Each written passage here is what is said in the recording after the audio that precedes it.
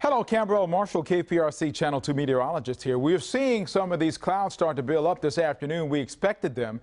92, 90 degrees, 91, 88. When we start to see those high temperatures, that's when we start to see the convective temperature reach, and that means we get a chance for building some of these storms happening, and we'll see a 30% chance of that happening this afternoon. Showers and thunderstorm chance. Don't expect a lot of them, but where they are, we can expect them to be sometimes on the heavy side, and some can cause just some very, very localized flooding in that very isolated area. Now, tomorrow's going to be a different story. Heavy rain is possible as a front slides to the south and it's moving slowly, and off of that there's a lot of moisture in the atmosphere that's going to create a bigger chance for us to have rain. Probably about an inch to an inch and a half will be the amounts that we can expect for tomorrow. The rest of the week we expect to dry out a bit.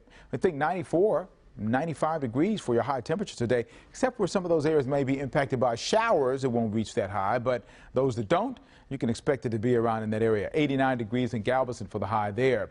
Here's exact track radar sweeping and not finding an awful lot going on. We expect that the afternoon we'll see a little bit more of that as we see some isolated pockets where some storms are starting to pop, and we'll see more. And here's a shot of the state. This front's going to make it slide down, and as it does so, we'll start to see the rain ahead of it throughout the day. Now today we don't have quite as much, but tomorrow that would be a different story. Look, rain popping at 5 o'clock and earlier. The difference is timing. Don't know where the timing is going to be. The models are all over the place in terms of where we're going to see the timing of that. But ahead of that front, we'll start to see these showers happening, and some of them will be very heavy, and we can expect, as I said, about an inch to an inch and a half before it's all said and done.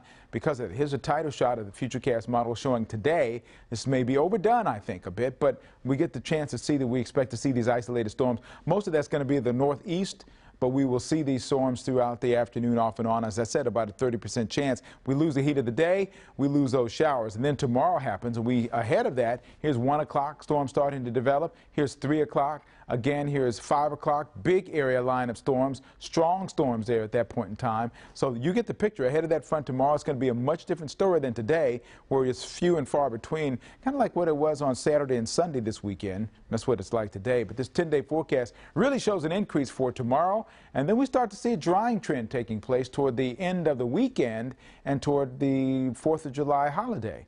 Keep that umbrella handy today. You may be one of those hit by one of those isolated storms.